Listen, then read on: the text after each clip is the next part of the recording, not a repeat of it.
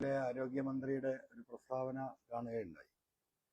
നമുക്കറിയാം, ഡോക്ടർ ഹാരിസ് കേരളത്തിലെ ജനങ്ങളോട് കേരളത്തിൻ്റെ ആരോഗ്യ മേഖലയിലുള്ള അപജയവും പ്രതിസന്ധികളും പ്രയാസങ്ങളും വളരെ വ്യക്തമായി അദ്ദേഹത്തിൻ്റെ ഒരു ഡിപ്പാർട്ട്മെന്റ് ഹെഡ് എന്ന നിലക്ക് വിവരിക്കപ്പെട്ടതാണ്. കേരളം അത് ഒരുപാട് ചർച്ച ചെയ്തു. അതിൻ്റെ വസ്തുതകൾ ജനങ്ങൾക്ക് മനസ്സിലായി. ജനം അത് വളരെ സീരിയസ് ആയി എടുത്ത് നിൽക്കുന്ന ഒരു ഘട്ടത്തിൽ ഹാരിസിന് കേരളത്തിലെ 3.5 കോടി ജനങ്ങൾ രാഷ്ട്രീയം മറന്നുകൊണ്ട് പിന്തുണ നൽകിയൊരു വിഷയമാണത്.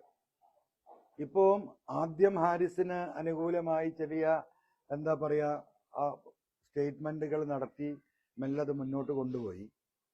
ഇന്ന് അന്വേഷണ റിപ്പോർട്ട് പുറത്തു വന്നു എന്ന നിലക്ക്, അന്വേഷണ റിപ്പോർട്ട് കിട്ടിയെന്ന നിലക്ക് ആരോഗ്യമന്ത്രി നടത്തിയ പ്രസ്താവനയിൽ ചില ദുസ്സൂചനകളുണ്ട്.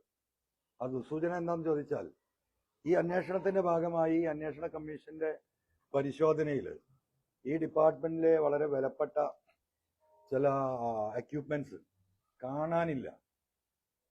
MP ഫണ്ടിൽ നിന്ന് വാങ്ങിയ എക്യുപ്മെന്റ്സ് ആണ് അത് കാണാതായത്. അതിന്റെ വില ചോദിക്കുന്നുണ്ട് പത്രക്കാർ. അതിനവർ കൃത്യമായ മറുപടി പറയുന്നില്ല. അപ്പൊ ഇതൊരു വലിയ ദുസ്സൂചനയാണ്. ഡോക്ടർ ഹാരിസിനെ ഒരു കളവ് കേസിൽ പ്രതിയാക്കാനുള്ള കൃത്യമായ ഗൂഢാലോചന ഇതിന് പിന്നിൽ നടന്നിട്ടുണ്ട്. ബഹുമാനപ്പെട്ട മന്ത്രി പറയുന്നത് അങ്ങനെ സാധനങ്ങൾ കാണാതായിട്ട് റിപ്പോർട്ട് ചെയ്യപ്പെട്ടില്ല എന്നാണ്. അപ്പൊ സ്വാഭാവികമായിട്ടും അങ്ങനെ ആ സാധനങ്ങൾ കാണാതായിട്ടുണ്ടെങ്കിൽ റിപ്പോർട്ട് ചെയ്യപ്പെട്ടിട്ടുണ്ടാകും. ഈ അന്വേഷണത്തിന്റെ ഭാഗമായി ഈ സാധനങ്ങൾ അവിടുന്ന് എടുത്തു മാറ്റി ഡോക്ടർ ഹാരിസിനെ കൊടുക്കാൻ കൃത്യമായ ഗൂഢാലോചന ഇതിന്റെ പിന്നിൽ നടന്നിട്ടുണ്ടാകും എന്നത് തന്നെയാണ് സത്യം. ഡോക്ടർ ഹാരിസ് എന്ന് കേരളത്തിലെ 3.5 കോടി ജനങ്ങളോട് വിതുമ്പിക്കൊണ്ടാണ് ആ കാര്യങ്ങൾ പറയുന്നത്. അപ്പം ഇത് ഗവൺമെന്റ് ഇത് അവസാനിപ്പിക്കണം. ഇവിടുത്തെ രാഷ്ട്രീയ നേതാക്കന്മാരും പ്രതിപക്ഷവും ഒക്കെ ഏറ്റെടുക്കേണ്ട ഒരു വിഷയം, കേരളത്തിലെ ആരോഗ്യരംഗത്തുള്ള പ്രതിസന്ധികൾ പത്രക്കാരായ നിങ്ങൾ അനവധി തവണ ചൂണ്ടിക്കാണിച്ചിട്ടാണ്. പക്ഷെ അത് ഉത്തരവാദിത്തം ഏറ്റെടുക്കേണ്ട പ്രതിപക്ഷ നേതാക്കന്മാർ ആ വിഷയം ഏറ്റെടുക്കാത്തൊരു ഘട്ടത്തിൽ ഒരു ഡോക്ടർക്ക് തന്നെ സർവീസിലിരിക്കെ ഇത് പറയേണ്ടി വന്നതാണ്. അതിന്റെ ധാർമ്മിക ഉത്തരവാദിത്തം കൂടി ഇവിടുത്തെ കേരളത്തിലെ ജനങ്ങൾക്കുണ്ട്. ജനങ്ങൾക്ക് വേണ്ടി അദ്ദേഹം അത് പറഞ്ഞത്. അതുകൊണ്ട് അദ്ദേഹത്തിന്റെ ഈ പറയുന്ന മുഖ്യമന്ത്രിയുടെ ഓഫീസിന്റെ P ശശിയുടെ ഗൂഢാലോചന തന്നെയാണ്. ഈ വിഷയങ്ങളിലൊക്കെ ഗൂഢാലോചന നടത്താൻ ഈ പറയുന്ന അജിത് കുമാറും ഈ പറയുന്ന P ശശിയും ഒരു മാഫിയ സംഘം മുഖ്യമന്ത്രിയുടെ ഓഫീസിൽ വർക്ക് ചെയ്യുന്നുണ്ട്. അവരുടെ ഗൂഢാലോചന തന്നെയാണ്. എന്നെ കേസിൽ കുടുക്കി ജയിലിൽ അടച്ചതുപോലെ എന്തിന്റെ പിന്നിലും സർക്കാരിനെതിരെ വരുന്ന നേർക്കുനേരെയുള്ള സത്യസന്ധമായ വിഷയങ്ങളെ തകർത്ത് കളയാനും അത് ഉന്നയിച്ചവരെ ഉന്മൂലനം ചെയ്യാനുമുള്ള ഒരു വലിയ ഒരു ടീം മുഖ്യമന്ത്രിയുടെ ഓഫീസിൽ പ്രവർത്തിക്കുന്നുണ്ട്. ആ ടീമിന്റെ കണ്ടെത്തലും ഗൂഢാലോചനയും തന്നെയാണ് ഈ പാവപ്പെട്ട ഡോക്ടറെ ഈ കേസിൽ, കളവ് കേസിൽ കള്ളത്തരത്തിൽ കുടുക്കി അദ്ദേഹത്തെ ജയിലിലടക്കാനുള്ള തീരുമാനം. അത് എതിർക്കപ്പെടണം. കേരളത്തിലെ ജനങ്ങൾ ഇത് ഏറ്റെടുക്കണം. ഒരു കാരണവശാലും ഈ വിഷയത്തിന്റെ പേരിൽ ഡോക്ടർ ഹാരിസിനെ ഇരുമ്പഴിക്കുള്ളിലാക്കുന്ന ഒരു തീരുമാനത്തിനും സർക്കാർ എടുത്താൽ അതിനെ തിരുത്തിക്കാൻ കേരളത്തിലെ ജനത ഒറ്റക്കെട്ടായിട്ട് നിലനിൽക്കണമെന്നാണ് പൊതുസമൂഹത്തോട് എനിക്ക് പറയാനുള്ളത്. ഈ വിദഗ്ധ സമിതിയുടെ റിപ്പോർട്ടിൽ ഏതെങ്കിലും തരത്തിലുള്ള നടപടിക്ക് ശുപാർശ ചെയ്തിട്ടില്ല. പക്ഷേ ഇപ്പോൾ നോട്ടീസ് നൽകുന്ന സാഹചര്യം ഉണ്ടാവും. അതാണ് അതിന്റെ ഒരു അതാ നോട്ടീസ് കൊടുക്കണം. നോട്ടീസ് കൊടുക്കുന്ന എന്തിനാണ്? അദ്ദേഹം അത് വളരെ വ്യക്തമായി പറഞ്ഞിട്ടുണ്ട്. അദ്ദേഹം ആദ്യം അദ്ദേഹത്തിന്റെ അടുത്ത് സ്റ്റേറ്റ്മെന്റ് എടുത്തിട്ടുണ്ട്. ആ സ്റ്റേറ്റ്മെന്റിൽ കൃത്യമായി പറഞ്ഞ കാര്യങ്ങളാണ്. ആ കാര്യങ്ങളാണ് ഓരോന്നും നിഷേധിക്കുന്നതോടൊപ്പം ആഡ് ഓൺ ചെയ്യാണ് ഒരു കള്ളക്കേസ്, കളവ് കേസ്.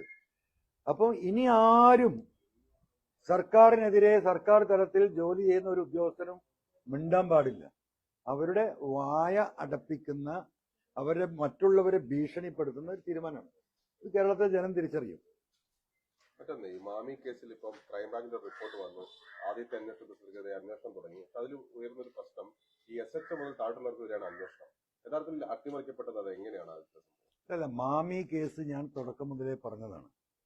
മാമി കേസ് തെളിയാൻ പോകുന്നില്ല എന്ന് ആവർത്തിച്ച് ഞാൻ അന്ന് പറഞ്ഞിരുന്ന കാരണം ഇപ്പോൾ നമുക്കറിയാം. ഞാൻ അത് പറഞ്ഞിട്ട് മാമി മരിച്ചിട്ട് 2 വർഷം ഇപ്പോൾ പൂർത്തിയായി.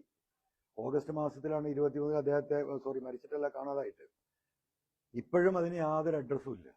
ഈ കേസ് ആദ്യം അന്വേഷിക്കണം നടക്കാവ് പോലീസാണ്.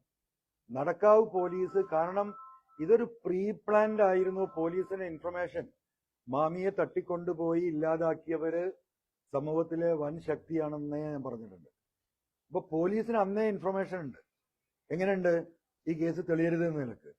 അല്ലെങ്കിൽ സ്വാഭാവികമായിട്ടും ഭാര്യ അന്ന് കൊടുത്ത പരാതിയിൽ ആദ്യം നമുക്കറിയാം, ഒരു തീപ്പെട്ടി കാണാതായാല് പോലീസ് ആദ്യം ചെയ്യുന്നത് എന്താണ്? ആ കാണാതായ തീപ്പെട്ടി കാണാതായ പ്രദേശത്തിന്റെ CCTV ഫൂട്ടേജുകൾ ആദ്യം സംഭരിക്കുന്ന ജോലിയാണ് ചെയ്യുക. ഇത്ര സീരിയസ് ആയ ഒരു കേസിൽ തുടക്കം മുതലേ ചെയ്തത് എന്താ? അത് പരിപൂർണമായിട്ടും ആ CCTV ദൃശ്യങ്ങൾ ഒരു സ്ഥലത്തുനിന്നും അത് എടുക്കാനുള്ള ഒരു താല്പര്യം പോലീസ് കാണിച്ചില്ല. ഇപ്പൊ 2 കൊല്ലം കഴിയുമ്പോ ഉന്നത ഉദ്യോഗസ്ഥന് വെളിപാട് വന്നുകൊണ്ട് അന്ന് ഈ പറയുന്ന നടക്കാവ് പോലീസിൽ വീഴ്ച വന്നിട്ടുണ്ട്, നടപടി സ്വീകരിക്കണം എന്ന് പറയാണ്. ഇതൊക്കെ കണ്ണിൽ പൊടിയിടാനാണ്. അങ്ങനെയാണ് എങ്കിൽ ഇതിന്റെ അന്വേഷണ ഉദ്യോഗസ്ഥ ചുമതല അന്നത്തെ ACക്കല്ലായിരുന്നു. അദ്ദേഹത്തിന് ഇതിന്റെ ധാർമ്മിക ഉത്തരവാദിത്തമല്ലേ? അതില്ലല്ലോ. ഈ ഒരു SHO ലെവലില് ഈ കേസ് ഒതുക്കാൻ നോക്കുകയാണ്. സർക്കാർ എന്തോ ചെയ്യുന്നു എന്ന് കോഴിക്കോട്ടെയും കേരളത്തിലെയും ജനങ്ങളെ ബോധ്യപ്പെടുത്താനുള്ള ഒരു കള്ളത്തരത്തിനപ്പുറം ഇതിൽ ഒരു സത്യസന്ധതയില്ല. ഞാൻ അന്ന് പറഞ്ഞതുപോലെ തന്നെ മാമി തിരോധാനം തെളിയിക്കപ്പെട്ടാൽ ഇവിടെ കുടുങ്ങാൻ പോകുന്നത് പോലീസിലെയും സമൂഹത്തിലെയും വളരെ ഉത്തരവാദിത്തപ്പെട്ട ഉന്നതരായിട്ടുള്ള ആളുകളാണ്. അതുകൊണ്ട് ഇത് തെളിയാൻ പോകുന്നില്ല. ഈ ഗവൺമെന്റ് അധികാരത്തിൽ ഇരിക്കുന്നിടത്തോളം തെളിയാൻ പോകുന്നില്ല. ഇനി വരാനിരിക്കുന്ന ഗവൺമെന്റിനെ ഈ പറഞ്ഞ വ്യക്തികൾ എങ്ങനെയൊക്കെ സ്വാധീനിക്കുമെന്നൊന്നും നമുക്ക് പറയാൻ പറ്റില്ല. എന്തായാലും മാമിക്കും മാമിയുടെ കുടുംബത്തിനും ഉണ്ടായ ഈ നഷ്ടത്തിനും ഈ ദുഃഖത്തിനും ഒരു പരിഹാരവും ഈ നിമിഷം വരെ ഉണ്ടായിട്ടില്ല.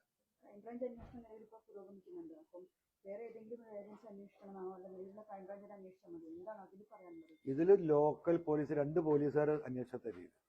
ഇതിന് വലിയ അന്വേഷണ സംഘത്തിന്റെ ഒന്നും യഥാർത്ഥ ആവശ്യമില്ല.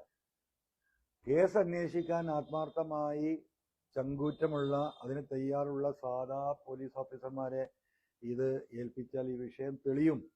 പക്ഷേ അന്വേഷണ ഉദ്യോഗസ്ഥന്മാരുടെ കൈയും കാലും കെട്ടിയിട്ടാൽ അവർക്ക് എന്ത് ചെയ്യാൻ പറ്റും? അവിടെയാണ് ഇതിന്റെ പ്രശ്നം. ഈ പ്രാരംഭഘട്ടത്തിൽ തെളിവുകളൊക്കെ നശിപ്പിക്കുന്ന സാഹചര്യത്തിൽ ഇനി എന്ത് സാധിക്കാണ്? പ്രാരംഭഘട്ടത്തിൽ തെളിവുകൾ നശിപ്പിച്ചു എന്ന് പറയുന്നത് ഇപ്പൊ നമുക്കറിയാലോ. കേരളത്തിലെ പോലീസ് എന്താ പറയാ, ഒരു നൂലിഴ ഗ്യാപ്പ് കിട്ടിയാൽ നമ്മളവിടെ കേസുകൾ ഒരു രോമം കൊണ്ട് കേസ് തെളിയിക്കുന്ന പോലീസാണ് കേരളത്തിലെ പോലീസ്. ഈ പറയുന്ന തെളിവുകളൊക്കെ എന്താ പറയാ ഒളിപ്പിച്ചു വെച്ചിട്ടുണ്ടെങ്കിലും ഇനിയും സത്യസന്ധമായി അന്വേഷിച്ചാൽ അതിന്റെ വസ്തുതകൾ പുറത്തു വരാവുന്നുള്ളൂ. അത്ര ഒരു ഹൈലി കോംപ്ലിക്കേറ്റഡ് ആയിട്ടുള്ള ഒരു കേസൊന്നും അല്ലത്. അപ്പൊ ഇനിയും അതിന് സാധ്യത ഉണ്ട്. പക്ഷേ ഈ ഗവൺമെന്റ്, ഈ ADGP അജിത് കുമാർ ഇപ്പൊ എക്സൈസിലേക്ക് മാറ്റി. ഒരു കാര്യമില്ല. പോലീസ് ഇപ്പോഴും നിയന്ത്രിക്കുന്നത് MR അജിത് കുമാറാണ് എന്ന് നമുക്ക് എല്ലാവർക്കും അറിയാം. ഇപ്പൊ അജിത് കുമാറിന് എന്താ ചെയ്തത്?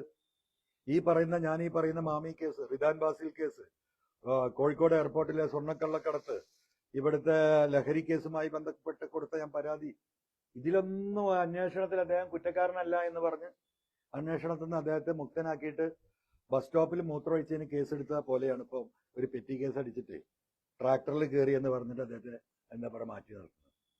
അപ്പൊ കൊലക്കേസിൽ നിന്നും കളവ് കേസിൽ നിന്നും പിടിച്ചുപറിയിൽ നിന്നും എന്താ പറയാ സ്മഗ്ലിങ്ങിൽ നിന്നും ഒക്കെ ഒരു വ്യക്തിയെ കുറ്റവിമുക്തനാക്കി ഗവൺമെന്റ്.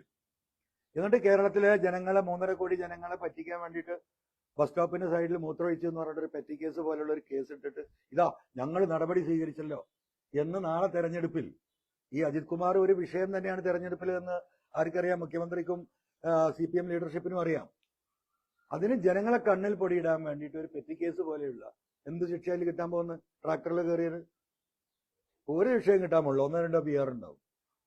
അദ്ദേഹത്തിന്റെ ജീവിതകാലത്ത് അദ്ദേഹം എന്താ പറയുക ജയിലിൽ പോകാൻ സാധ്യതയുള്ള കേസുകളും പരാതികളും തെളിവുകളും കൊടുത്തത് മുഴുവൻ തള്ളി. അപ്പൊ ഇതൊക്കെ ഒരു എന്താ പറയാ മാനേജ്മെന്റ് ആണ് ആളുകളെ ഫൂളാക്കുന്നത്. അതുകൊണ്ട് അജിത് കുമാർ പോലീസ് IPS ആ പദവി നിലനിർത്തുന്നിടത്തോളം കാലം ഞാൻ ഉന്നയിച്ച വിഷയങ്ങളായ മാമി ഉൾപ്പെടെ ഇടവണ്ണ റിദാൻ കേസ് ഉൾപ്പെടെ എയർപോർട്ട് കേസ് ഉൾപ്പെടെ ഒന്നും ഇവിടെ തെളിയാൻ പോകുന്നില്ല. പിന്നെന്തായാലും 100% വസ്തുതയല്ലേ? പോലീസുകാർ മാമിയുടെ ഉത്തരവാദിത്തപ്പെട്ട കുടുംബം പരാതിയുമായി ചെല്ലുമ്പോൾ അന്നുണ്ടായിരുന്ന പ്രതികരണങ്ങൾ ആ കുടുംബത്തിൽ അദ്ദേഹത്തിന്റെ ഭാര്യയും മക്കളൊക്കെ നിങ്ങളോടൊക്കെ പറഞ്ഞിട്ടുള്ളതാണല്ലോ എന്തായിരുന്നു എന്നുള്ളത്. രണ്ടാമത് അന്വേഷിക്കുന്നു എന്നുള്ള ഒരു സാഹചര്യത്തിലേക്ക് വീണ്ടാമതും ചർച്ച വരുന്നത് ഈ വിഷയം കഴിഞ്ഞ 9 മാസം മുമ്പ് ഞാൻ ഉന്നയിക്കുന്ന സമയത്താണ് വീണ്ടും ഇത് ചർച്ചയായി വരുന്നത്. ആ കേസ് പൂർണ്ണമായും തള്ളിക്കളഞ്ഞിരുന്നു. വീണ്ടും പത്രങ്ങളും ജനങ്ങളും മാധ്യമങ്ങളും ഇത് ഏറ്റെടുക്കുകയും ഈ വിഷയം പൊതുവായിട്ട് ഞാൻ പറഞ്ഞ കേസുകളുടെ കൂട്ടത്തിൽ പ്രധാന വിഷയമായി മാമി വിഷയം ഉന്നയിക്കുകയും കോഴിക്കോട് മുതലക്കുളത്ത് ജനങ്ങൾ വലിയൊരു യോഗം സംഘടിപ്പിക്കുകയും അതിൽ പ്രചരണമുണ്ടാകുകയും ഒക്കെ ചെയ്തതിനു ശേഷം വീണ്ടും ഇത് വന്നത്, വീണ്ടും ചർച്ച, അല്ലെങ്കിൽ ഇത് മാറിപ്പോയി എപ്പോഴോ. അതുകൊണ്ട് ഈ ഗവൺമെന്റും അജിത് കുമാറും ഇരിക്കുന്നിടത്തോളം കാലം ദർ ഇസ് നോ ചാൻസ് ഈ കേസ് തെളിയില്ല. അതാണ് വസ്തുത.